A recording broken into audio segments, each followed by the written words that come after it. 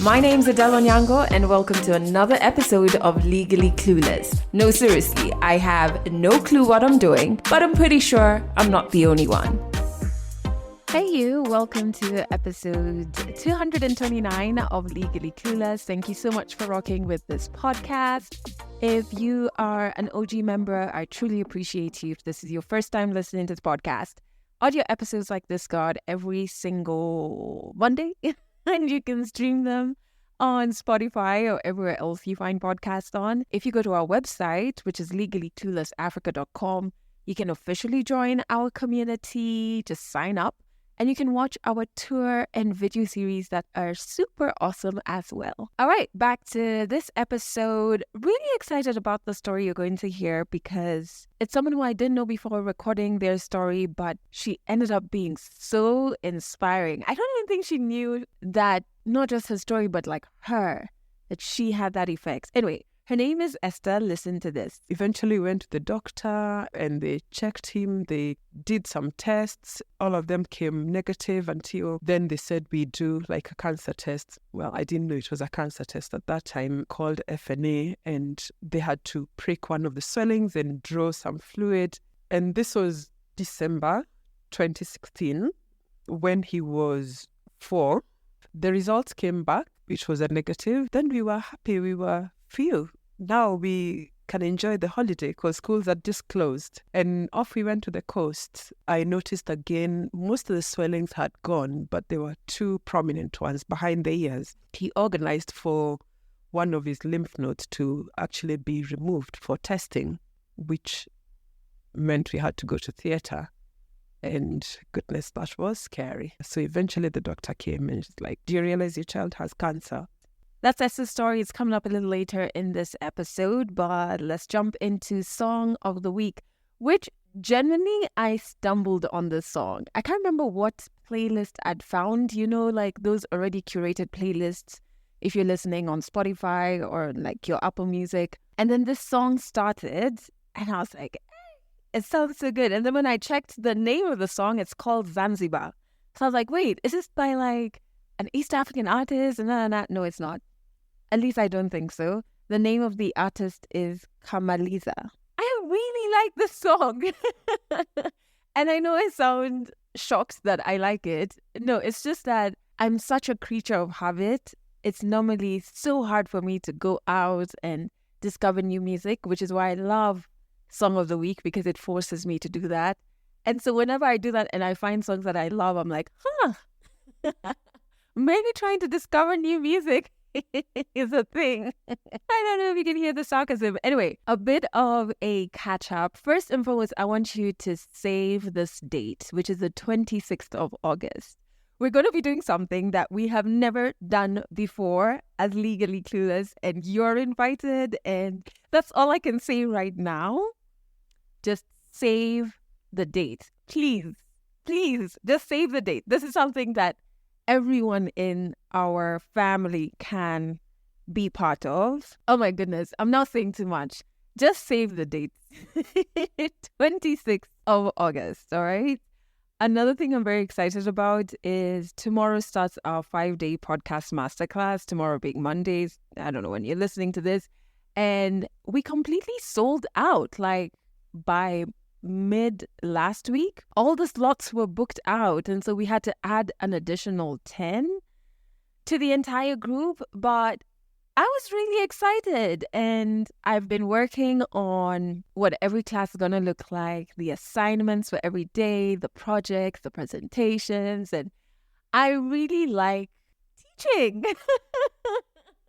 I don't know, it's something not that I've never explored it, but I really derive joy from working with people, sharing knowledge, hearing back from them, helping them craft projects. It's really fun for me, and so I'm looking forward to it. I'm very excited, and surprisingly my imposter syndrome is pretty low, but I think the reason behind that is that I have been for months, probably close to a year, trying to challenge my thoughts and challenge my mind whenever it presents a story or idea or thought, about anything that I'm doing or have done.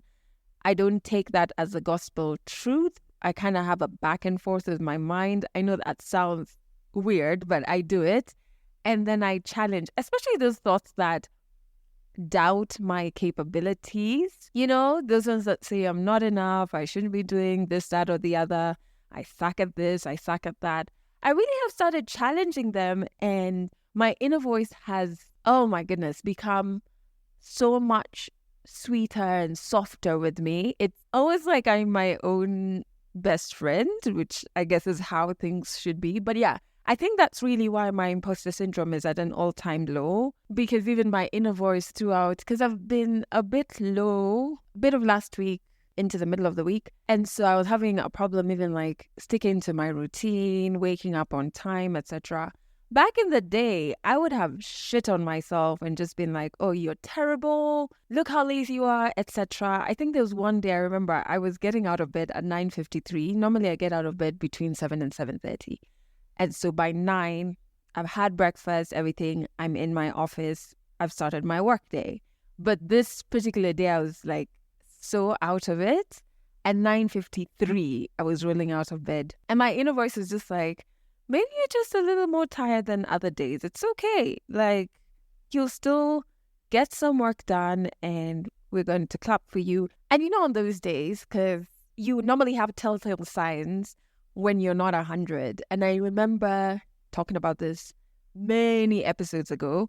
And initially, it would only be when I don't spread my bed. I would know, hey, something is off. But this past week, it also included like my dishes. And so there was one day I was just like, I can't do it. And my inner voice, I can't explain it to you. It was like cheering me on.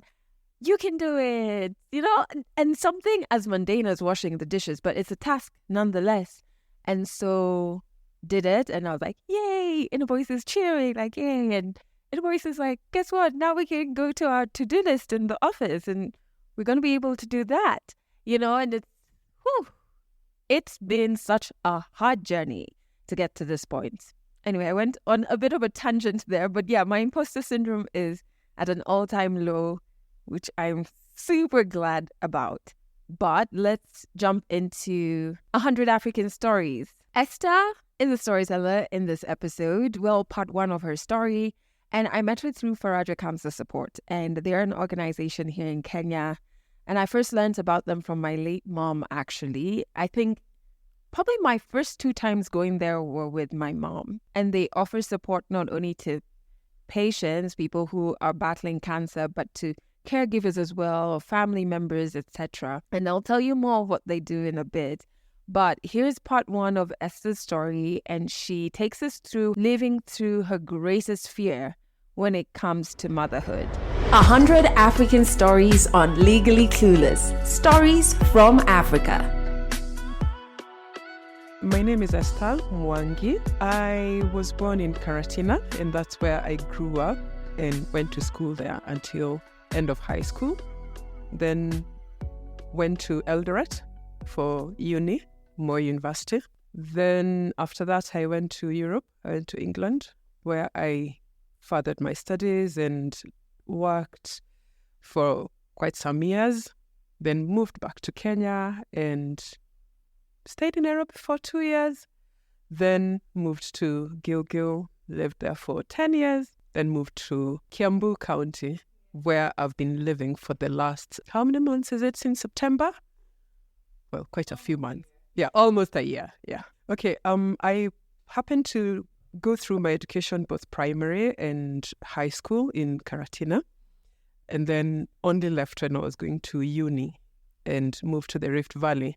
It was actually quite exciting because I think I just love seeing different parts of the world, and that started from a very young age. Which is why when I was picking my uni options, I did not want to go to uni in Nairobi. So most of my choices were in Eldoret. So it was quite exciting to be far away from home because I was pretty homegrown, you know, primary school, the same town, and high school, walking distance from home. Interestingly, when I was in primary school, there's a teacher who really impacted on me. I think I can mention Lillian Dirito.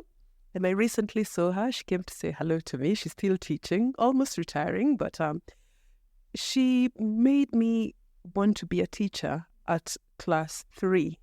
And being a village mind, most of the quote-unquote successful people seemed to be teachers, for a young girl who was quite impressionable. So I was like, when I grow up, I want to be a teacher. I had a stint where I wanted to be a policeman. I don't know, woman. I don't know why. But even through high school, I still wanted to be a teacher. And when I picked my uni options, I actually picked to be a teacher because I could see like the salary for teachers was like 20-something thousand, and that seemed like big bucks. Tell me about it now. Yeah. So I chose to be a teacher, and the only part of my dream I didn't get was to be a science teacher. But I ended up going into the arts department, and I am a really passionate teacher. I'm a natural teacher. I love it. I'm still teaching up to today. It turned out to be like a big sort of high school, because it's more university main campus, which is far away in the Bundus, not in the urban area. So you had to travel from Eldoret town for about an hour to a place called Keses. So it's enclosed. It's not a city university. So we made friends for life because we were always there in each other's faces, from lecture to the hostels. So in fact, the Moi University fraternity, we are very, very close. We still meet, we have groups, we hold on to each other. So it developed a very strong support system. Yeah, we really got to know each other very well because it was like, quote unquote, boarding school. After I cleared, I went away. So 6 years later is when I had my first child, Jack.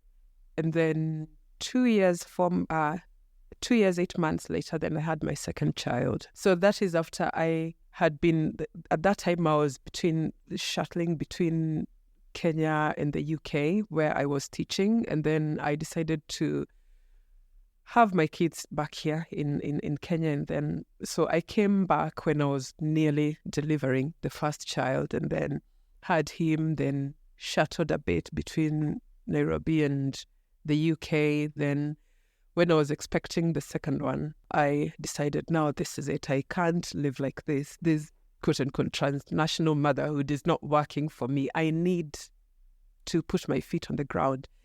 And therefore, I relocated permanently in 2012. And when I had my firstborn, Jack, one of my best friends, Damaris, was with me, and she was there in the delivery room, and she held Jack and let me hold him and said, "You're now a mother. You will never be alone." I was like, oh my goodness. But I have had a very, very joyful motherhood. I knew how I wanted to bring up my children. Like, I'm not in the core sleeping school of thought. So I am for training them and not growing up in the village where if you hold on to the baby all day, then dishes won't get done and all that. So I knew you feed the baby. If the baby is okay, put them down to play and then get on with the rest of their life. So I trained them as such, and luckily they were good sleepers, taught them a lot of independence from a very young age, treated them like grown-ups, not like babies. I didn't do, oh, nanny. I just talked to them and taught them how to express themselves. When they are sick, the runny nose, okay, not exactly the runny nose, maybe a fever or the vomiting, you do get frightened, and of course you guard your child with your life and you want the best for them and you move heaven and earth for them. And I thought I was doing so until I actually got to do so. Unfortunately, one of my worst fears, I got to live through it. Still living through it. Jack is now like a tall teenager. He's turning 14 in a few weeks. Yeah, so now my second child, Al, bless his soul, one day we woke up. What had happened before that? Okay, I don't remember exactly what had happened because most of that period in my life, some of it is in a haze. I remember we went to visit a friend in Naivasha, like to spend a day with her. I noticed some lumps around his neck. My friend was living at a place of work. So we went to the staff clinic and we told the CEO, we found the clinical officer, that this is our concern. And he said, oh, this is like a sign of an infection, and start him on antibiotics. I didn't easily give my children antibiotics. So I was like, okay, let me just wait. I'll take him to like a proper place, like a pediatrician. So I didn't give him. He wasn't in pain. He wasn't suffering, just swellings around his neck. You know your lymph nodes? Yeah, so they were swollen. They are there, but you can't see them. If they are inflamed or if they have a problem, then they swell and you have bits of swelling all around. They weren't painful. So then eventually we went to the doctor at a facility in Nakuru and they checked him. They did some tests. All of them came negative until then they said we do like a cancer test. Well, I didn't know it was a cancer test at that time, called FNA, and they had to prick one of the swellings and draw some fluid. We did that. I had to like encourage him, please just do this. It will be a prick. And I'm sorry it's going to be painful, but we really need you to do this. And this was December 2016 when he was 4, nearly 5. The results came back, which was a negative, probably a false negative, but we'll never know. Then we were happy. We were phew. Now we can enjoy the holiday because schools are just closed. And off we went to the coast, stayed with my friend. You remember the friend who told me you will never be alone? Yeah, we went to stay with her. We've holidayed together a lot. Al seemed a bit feverish and we went to one of the facilities again in Nyali and he got antibiotics, he got checked, but then the swellings had started to go down. Then we finished the holidays and came back home. In February, I noticed again, most of the swellings had gone, but there were 2 prominent ones behind the ears. And I was like, okay, this is big. And we went to a pediatrician in Nakuru. And I said, who had actually reassured us after the negative and said, you don't need to do anything, just carry on, lots of fruits and vegetables and build his immunity. So we went back and he was like, okay, we've got to do something more drastic. He organized for one of his lymph nodes to actually be removed for testing, which meant we had to go to theatre. And goodness, that was scary. Yeah, so he went to theatre, got one of his lymph nodes around the groin area removed, and those were like the longest 2 weeks of my life because now the doctor said, this is the scare. It could be lymphoma, or let's just check what's wrong with the lymph nodes, because I had only noticed the ones behind the ears, but then also when he examined him now with his doctor eye, there were some in the armpit and some in the groin area, which were also swollen. So anyway, he got one of them removed and tested. And when the results came out, I don't know, for fear of not wanting to be the bearer of the bad news or just the need to escalate, he called me and told me, okay, I need to get a letter to you now from Nakuru to go to Gertrude's. And that's what I did. He didn't tell me what it is. He just told me, we have the results, but they're not conclusive. So you need to go to a particular doctor for them to follow up. And I said, okay, I'll come and pick the letter. He said, actually, you don't need to come and pick the letter. Do you know a way that I can get the letter to you from Nakuru to Gilgil? Luckily, one of my colleagues used to commute from Nakuru, and I requested him to go pick up the letter. And then I waited at work, and he brought the letter. By the time he brought the letter, I was ready with my son, and we headed off to Nairobi. And we got to the hospital. By this time, I have even sent this letter to some of the doctor friends I knew, and they also, I don't know whether they didn't want to tell me. They just said, I don't know what this is. You just go and... So anyway, I went to the facility where I was referred to. The doctor I was referred to is like a super high specialist. So she only comes when she has a case or she has a schedule.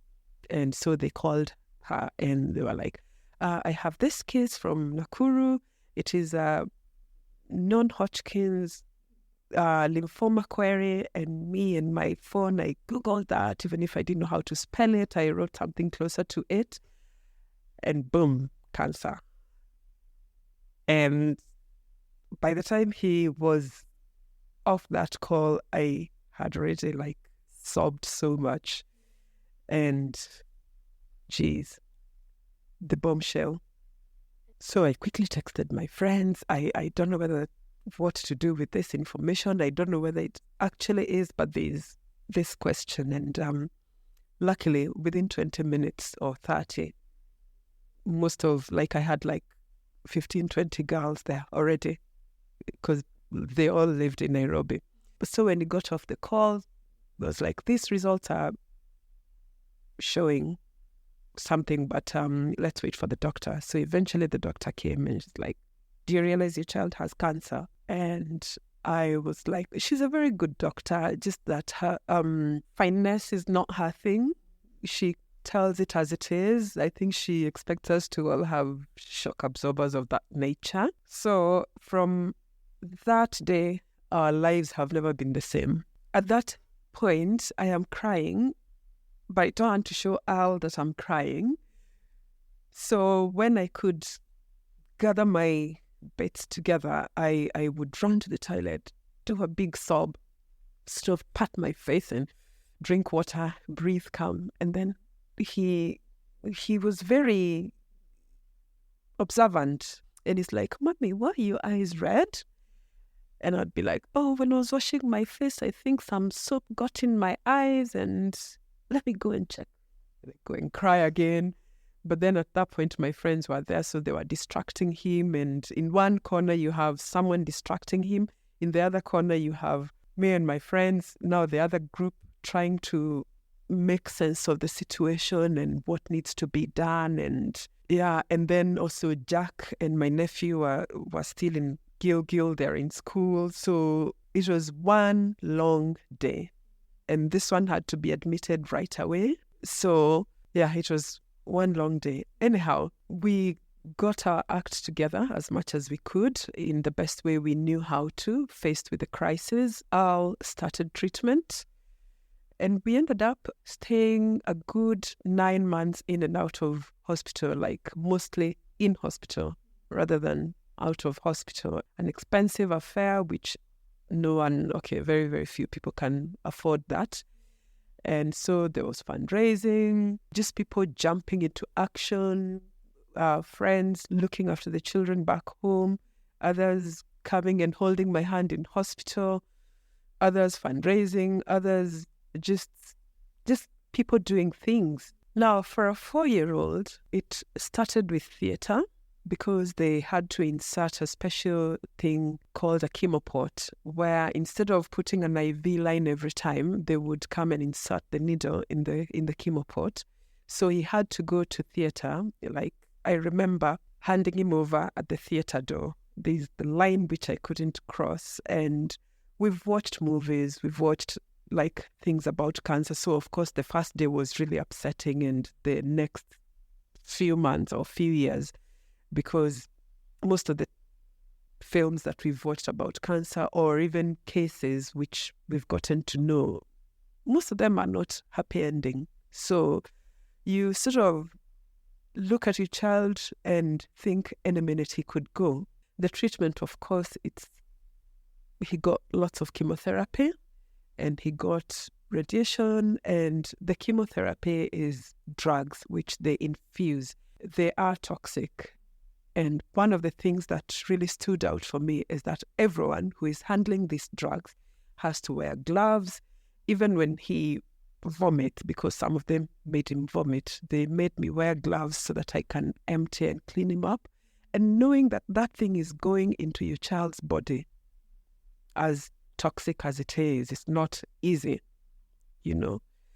The reactions, when the hair fell out, the nails turning black, like him changing his skin complexion and getting mood swings and goodness. At one point he was also on steroids and getting moon face and just bloating and being so uncomfortable. Like one of the drugs made him get seriously constipated. He would sit on a potty and I'm massaging his tummy and nothing is coming. And for a mother, it's really, really painful. Like there's this thing that there's nothing you can do for him. And all you can do is maybe rub his tummy rather, and hold his hand and try to explain things that you don't understand to a 4-year-old, and just try to make him understand that he's really got to go through this. At least I was able to be there for him and I was able to help him to go through all that. And then after the so many months of chemotherapy from March, started properly in March to December, then he had to go through radiotherapy. And that was tough. The radiotherapy room is like a strong room, like a panic room with double glazed or code glazed walls, and you can't be in there with him when he's getting the rays. So he has to be, being a little child, even grown up, sometimes they have to be screwed onto the bed. They made a mask for him, and the mask had screw bits. So he has to lie on the table like flat, and then they screw these things. And then I would go to another room where they were controlling the machines and talk to him. I could see him through a screen, and all he could say, "Mommy, are you there? Mommy, are they nearly done? Mommy?" And I would be like, "Okay, Al, now you need to be quiet because when you talk, you move. So just be quiet. They'll be done as soon as possible." Looking at everyone is so scared of the rays. No one wants to be in that room, and that's what he's being subjected to. Sometimes the cure is more painful than the disease, you know. I need to breathe, take a sip of water. They look okay, they're not in pain, but once they start the treatment, it brings the pain, it brings the sickness, the infections. Oh gosh, yeah. And of course with chemo, then the infections, and then you get to know all the drugs, the antibiotics, not just the amoxicillin, you have other big ones. Anyhow, after that December, he was declared in remission, which was really good news. And we sort of got on a very hopeful footing. I think luckily being a teacher, I could manage the language, and I would draw pictures for him and explain that in your body you have these cells. He had sort of basic understanding, and tell them, unfortunately, you have some bad guys in there, and they are called the leukemia cells. And he became friends with people in the lab, and sometimes they would go and show him under the microscope, like what cells look like. They were very, very friendly and kid-centered at the facility. Yeah, so I would explain to him, and he would just pray, "Oh God, please just help these leukemia cells get out of my system." So he just kept going, He tried so hard.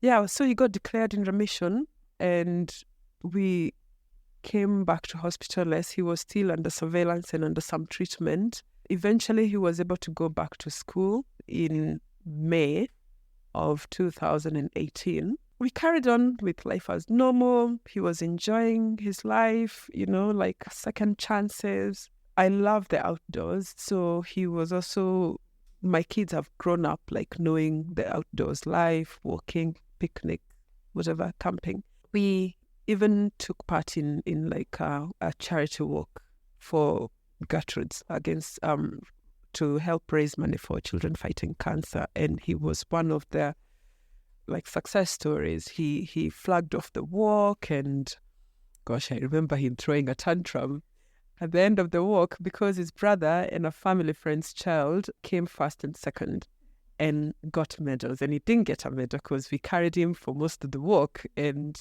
Anyway, he had to get a medal because he was sobbing. He could not understand for the life of him why, after walking, he also didn't get a medal. By then, he was already way into 5.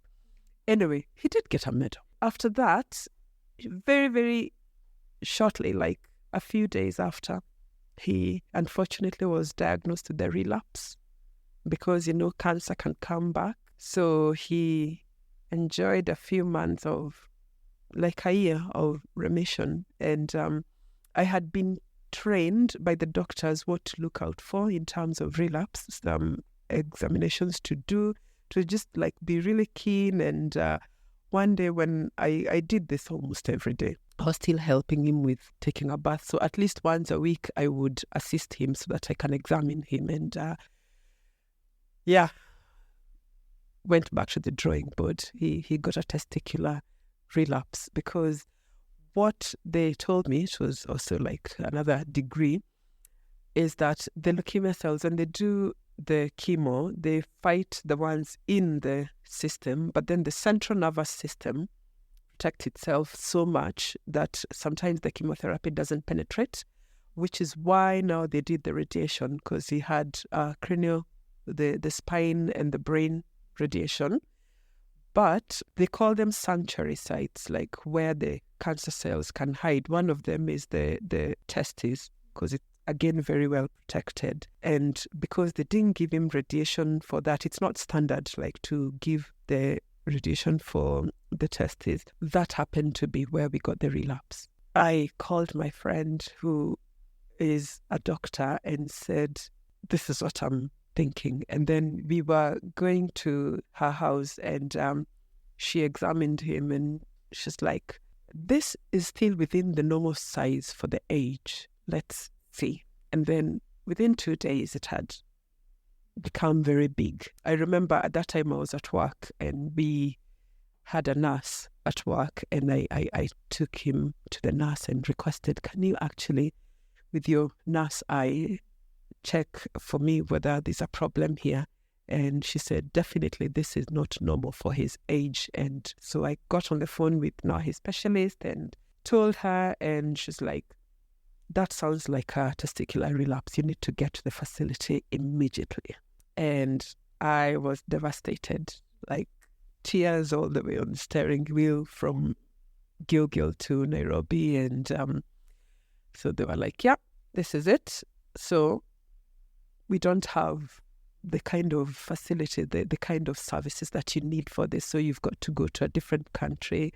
And they gave me a list of countries, and the cost was unimaginable.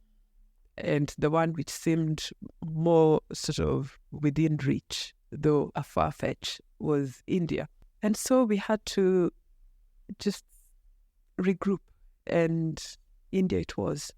So we had to make changes very quickly, and very, very fortunately, I worked at an incredible place where even this other time where he was getting his treatment locally, I got time off, as much time off as I needed without losing my job, because I saw mothers losing their jobs, because the company can't sustain you, because work has to go on. Unfortunately, business is business. But I was very fortunate that they were able to let me do that. They also supported hugely because he was also a student at the school. So they supported, they did fundraising, they did auctions, they did whatever was within their means, they did. We had really generous parent body, being a school, and the whole community of even ex-parents. Everyone was fundraising apart from the school, all my friends, my cousins, everyone I know, my uni friends. I told you about the Moi University community.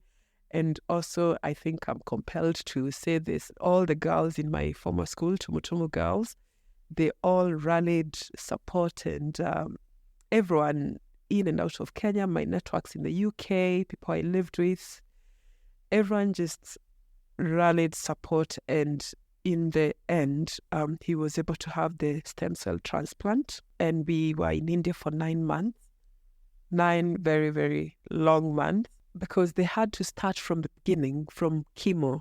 Like the first time we started with that chemotherapy, they had to start all again, all over. So he got chemotherapy from when we landed there. We landed on the 28th of March. So from then till June, it was chemo. And then July, he had to go through radiation. They were also checking how he's responding. And at the same time, they needed him to get to a certain percentage of the leukemia cells for them to say that he can go on with the transplant. Because unfortunately, some people do not respond to the chemotherapy and the disease still keeps growing. So like the drugs do not take any effect at all. So they had to make sure that they can see progress. For him, he was responding and he got declared in remission again. And only after you've been declared in remission can you now make the choice to either go through the transplant or not. It's a game of chances. So once you go in remission at that point, they tell you the chances of the cancer coming back without intervention via the transplant is 50-50. The chance of it coming back after the transplant is way lower. It's reduced, maybe 70-30. Being the mother, wanting the best for him and consulting a few friends, in fact, two of my good friends, Irene and Beatrice, came to India. They're both in the medical professional. Beatrice was also in Moi. She's a hematopathologist, like big stuff. She's really intelligent. She's so clever. Anyway, so she came to India and sat with me, and Irene is also in the medical world and she understands like cancer journeys and all that. So they both flew to India, sat with me, with the doctors, were able to like explain in layman language what it entails and asked the tough questions which I hadn't even thought of, didn't even know they exist. So we decided we were going to go for the transplant. And Jack, you remember my other son? He had to donate the stem cells for his brother. So we flew to India with him at first, and then because that was end of March, he wasn't needed, so he had to fly back home and carry on with school. Then he came with now my friends when they're coming in July when his school holidays had just started. Yeah, and so he stayed with us in India. He got the stem cells harvested, and then he came back home. Then Al and I stayed, and he had to go through the transplant. It is more chemotherapy to end some of the very, very nasty medication. Nasty, not that they were doing anything wrong, but just the nature of the medicine, the work they're supposed to do, like dry out your bone marrow, like completely kill your bone marrow, so that you stop now for Al to stop producing blood that has the memory of leukemia, and then give him the new stem cells, which is like quote unquote the seeds, like a new crop of blood. So they dried that and some of the drugs, like I was looking up the names, and one of them is like from mustard gas, what they used in the concentration chambers anyway, but they have made good use of it to treat cancer. So the nature of the drugs, it could go anyway, like either way. So they had to bring a resuscitation kit in the room, tests to make sure everything is working, and then start the infusion. And then you had to be there and have like a really suspicious eye in case anything is going wrong, like he has a reaction. He had allergic reactions before. Some of them were like to trigger an antibody fight in the body, because you see they were going to introduce foreign stuff like stem cells. So what they did, they gave him something they called rabbit, which was rabbit antibodies, so that the body, his immune system, can attack the rabbit cells and get exhausted, so that by the time they introduce his brother's cells, it won't be as attacking, for lack of vocabulary. It won't be as vicious as would have been initially. So it was really tough. So he got that, and then he got, of course, all the other dawahs, the other medication to dry out his bone marrow. And then we had what we called, so we were counting down day -1, day -5. Well, started from the high, day -10, all the way to day 0. And day 0 is when he got his brother's stem cells. Big, big day. It's called a rebirth day. And then now, from that day, you count day 1 post-transplant. And there are milestones, and there's lots of testing. And at this point, he's not making any blood. So he's getting transfusions every day. Well, maybe every other day. So they come check his levels. If he needs, then he gets transfusions. And one thing I noticed about India, they were very kind in terms of blood donation. And sometimes they couldn't get external donors, and they would just announce in the hospital intercom, and staff would go and donate. And the donors would come. We were in a very isolated area, like very sanitized, and they would come and say, oh, we just want to see the baby, the family. And they would come and look at us through the glass like this, because his immunity is at 0. So he can't be exposed to anything. Even the doctors, when they came in, they had to change and wear sanitized clothes, like theater clothes. And that's what I was wearing for like we were in that isolation for 40 days. We really struggled. We were out of money, people, when it's new, when it's happening, when there's action, people are donating. And then eventually you also run out of energy, and people get fatigued, or they think that they donated and everything is fine. Anyhow, eventually we came back in December, having left on the 26th of March. We came back on the 29th of December, and he wasn't well yet, but we could manage. So we carried on. He was getting transfusions like weekly. Back here, it was far more expensive, because after the transplant, his blood, what he was getting, had to go through radiation to make sure that he's not catching anything from the donor. And it had to be, of course, it's always have to be much specific. So he was A positive, so only A positive people could donate to him. And the transplant doctors had said not to get blood from relatives, so it had to be strangers. It was a really tough journey, and at some point you don't know where the hope is. You go to the test, he gets the blood products transfused, then the next week they've dropped, you have to go through the same cycle. And the hardest part was even during COVID, the traveling. And I remember at one point he was bleeding, and I'm trying to cross the checkpoint, like I really need to get to hospital. And then people are overlapping, and I'm like, you know what, I'm not going to be the good Kenyan. I have a real emergency situation. And I remember fighting with the policemen and telling them, this child we could lose him here while me and you are arguing. Can you get me the medic in this corona group? And I had his massive file, and I told them, do you want to talk to his doctor? Do you want to see the file? What do you want? How do I convince you this child is sick? Because he's not in bandages or anything. He's just looking normal. And at that time, he was on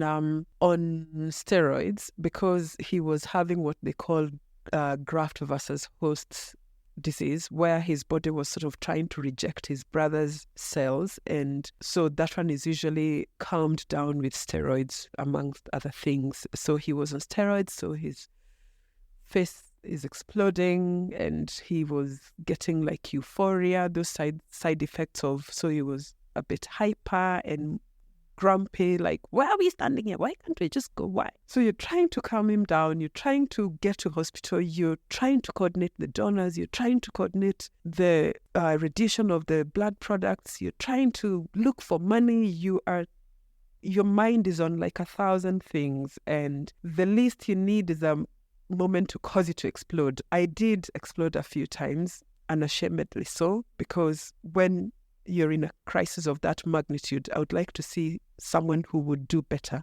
like someone who would not go through those moments. It's impossible. It was really difficult, and then you would get donors who are willing, and then they test positive for COVID or for this and that, and oh gosh, how did we get through that? Anyway, we did. Catch more African stories in the next episode of Legally Clueless. Oh my goodness. I know that's only part 1, and part 2 of Esther's story will be out next week in next week's episode, which will be our 230. Oh, I was going to say our 300th episode. Oh my goodness. Which will be our 230th episode, okay? I keep my math. Anyway, part 2 will be in there. But it's such a powerful story. There's so much to learn. Like, even one thing I thought about while recording it is sometimes you hear doctors talk and they're super technical, but without even knowing it, Esther was breaking down a lot of technical things in a manner that I was like, oh, okay, I get it now. I also felt, whew, that was a hard one. The helplessness that comes with, you know, watching someone you love battle something you absolutely can't fix, you know, and you have to be graceful during that experience. I'm not a mom, but I can only imagine that helplessness is heightened when it's your child who your instinct is to protect and like solve everything for them. But here's something that you have zero control over, you know. I also felt it deeply when she said sometimes the cure is more painful than the disease. That really hits me because every time my mom had to go through chemo, it felt like it was killing her. My mom first got diagnosed with breast cancer when I was in class 6. So I was maybe 10, 11, around there. And I still remember her going through chemo and we had to have a bucket besides her bed and she would throw up. Ugh, I can't go in because, yeah, it was a lot, and I'm not saying it from like a lot for me to watch. I think part 1 of Esther's story has just really made it hit home how much my mom was going through, and you know, she kind of had to suck it up for us. So when I think of her and then I think of Al, who was just 4, 5 years old, oh, it's a lot, you know? It's a lot. I really loved that Esther's friends were such ride or dies. My goodness, you know, friendships, real ones, people who are really there for you. Even like knowing the 2 of them went to India with her, that's hectic, you know? We really underestimate the value of friendship. And I think the bonds and the love that comes with friendships sometimes can even go past the bond that you have with family, you know? I've really been thinking of doing a friendship episode towards the last quarter of the year because I think I've learned a lot about intentional friendships and not settling, you know, and just hearing how Esther's friends showed up for her. I'm like, yep, that is powerful, you know. So in the show notes, if you want to connect with Esther, she's often fundraising for cancer awareness. She's currently, if I'm not wrong, about to just finished or still on a walk that camel trek actually that is all in a bid for her to raise funds and awareness when it comes to cancer. So if you want to connect with her, I put a link to her Instagram in the show notes. I've also put a link to Faraja's website, which is farajacancersupport.org. So you can learn more about the work they do. They're also gearing up for a walk that's coming up in September. So if you go to their website, there's more details on that. Or maybe you have a family member or someone you know who is navigating cancer and may need help, maybe with funding, with support, with community. Faraja would be a great place to direct them to. So remember, if you want to share your story on this podcast, we have a storyteller form that is in the show notes. Click on the link and fill out the form and we'll get back to you. We are going to start recording once again in the next 3 weeks. So you may need to fill out the form ASAP if you want to be in the next round of storytellers who record. If you're in Kenya, remember you can catch us on Trace Radio every Monday and Wednesday at 1 p.m. and 11 p.m. and Fridays at 1 p.m. Just go to traceradio.co.ke to stream. And man, I can't wait for you to listen to part 2 of Esther's story that's going to be out next week. Thank you so much for rocking with this podcast. And, I know what I wanted to leave you with. It's something that was sent to me because I'm working on a writing project and I'm doubting myself a lot. And so this was sent to me. I am going to share this with you because maybe you are a creator of things, you're doubting your projects. Here goes. May you receive the energy and strength to finish your projects, bring your idea to life, and accomplish your goals. May your path be cleared and all blocks be removed. May your creativity be multiplied and your imagination be filled with inspiration to make a difference. That's it for this episode of Legally Clueless. You can share this podcast with your friends. You can keep it for yourself. I'm not judging. Just make sure you're here next week for the next episode.